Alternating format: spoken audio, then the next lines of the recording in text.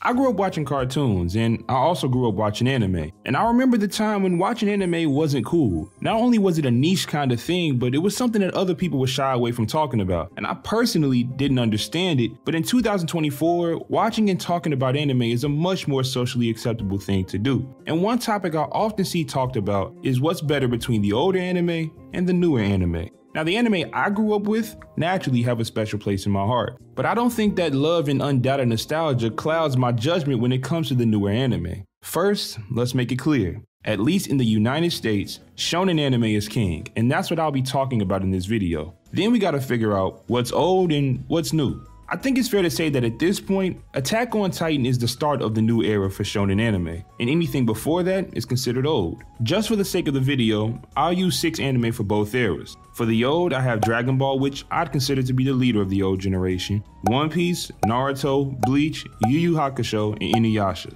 For the current generation, I'd say Attack on Titan, My Hero Academia, One Punch Man, JoJo's Bizarre Adventure, Jujutsu Kaisen, and Dr. Stone. Now, when I looked at this for the first time, it was hard for me to even take it seriously. Dragon Ball got me into anime, and One Piece is my favorite story of all time. But I took a step back and really thought about it, and it's not as bad of a matchup as I initially thought. Now, when comparing shows, there are a number of categories you could use, one of them being story quality, and to be frank, a lot of the newer stories are far more intricate in my opinion. I think greater detail is given to developing characters with the newer anime as well. I haven't finished Attack on Titan yet, but from what I've seen so far, it's a damn near flawless story. And I felt the same way about Jujutsu Kaisen up to a certain point. And with My Hero Academia, I felt the same way up to a certain point. And that is a trend that I have noticed with many of the newer anime. At some point, there's always a crazy steep drop off in the quality of the story, and the series never truly bounces back to what it was before. Like right now, Jujutsu Kaisen is kinda pissing me off. And there were times where Dragon Ball pissed me off too, and so did One Piece, but they would always bounce back to a level of greatness they were once at before. And when it comes to anime, that problem is caused partially because of the pacing. And I think this is the biggest difference between older and newer anime.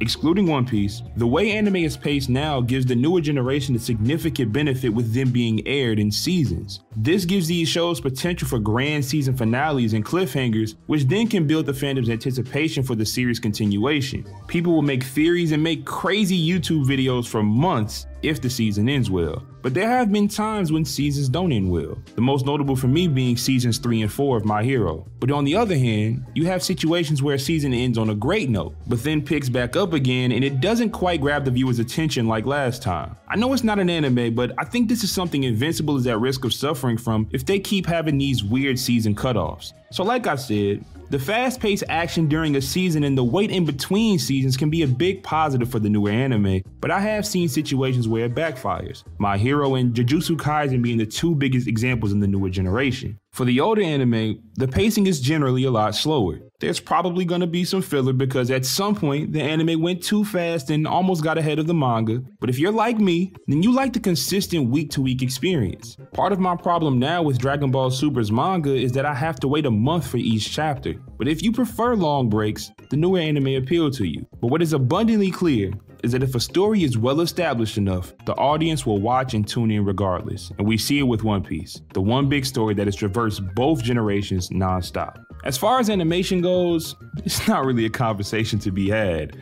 I know it's a preference thing, but it's still not really fair. Better technology now, and overall the top animators have produced higher quality in my personal opinion. But what the older shows did for their time was great. Legendary, no doubt, but it just doesn't hold up. And then the last thing I want to talk about is the impact for each generation. Similar to animation, this one is an unfair argument until it isn't anymore. It's just way too early to say. We are currently living in the generation of anime that have been influenced by the legendary writers of the 80s and 90s like Akira Toriyama, Ichiro Oda, Masashi Kishimoto, Yoshihiro Togashi. But in 2045, who's to say that Attack on Titan won't be seen as the most influential anime ever? Or that one day the big 3 that we all recognize now will be called something different and then there'll be a new big 3. Things change as time goes on. Because now I think most people would agree that Dragon Ball is probably the most influential anime, but it definitely wasn't the first. Astro Boy was the first ever shonen anime, and its creator Osamu Tezuka is referred to as the god of manga, but I rarely hear his name brought up in conversation, at least in the United States. And I like Astro Boy, but it's a different kind of experience in 2024. And who's to say that in 2045, Dragon Ball and Naruto won't be said different kinds of experiences as well? Shoot, One Piece will probably still be going. But my point is that the answer between old versus new is going to change with each era. Those who advocate for the good old days, their voice is going to get quieter and quieter with each passing year. So right now, I take the old anime over the newer anime. And at 21 years old, I consider myself to be part of the newer generation. But in 2030, the 14 and 15-year-old anime fans won't even listen to what I have to say about Yu Yu Hakusho. They're gonna tell me that whatever is popular at the time is peak and that I'm an old head for liking Cowboy Bebop or whatever insults they'll use to call people old in the future. And that's fine. I don't think at 28 I'll be old, but that's fine. I'm a fan of a lot of episodes. I'm not gonna sit here and say that I like when a story is dragging, but having a more drawn out experience does add to the anticipation and overall satisfaction for some of the more climactic points in the story. But hey, those are just my opinions and I would love to hear yours. So let me know down in the comments which you prefer,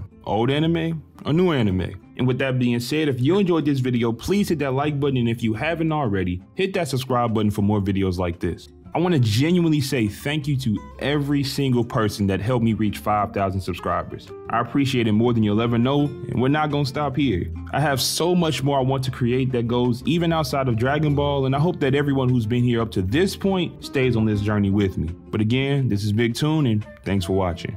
Y'all have a good one.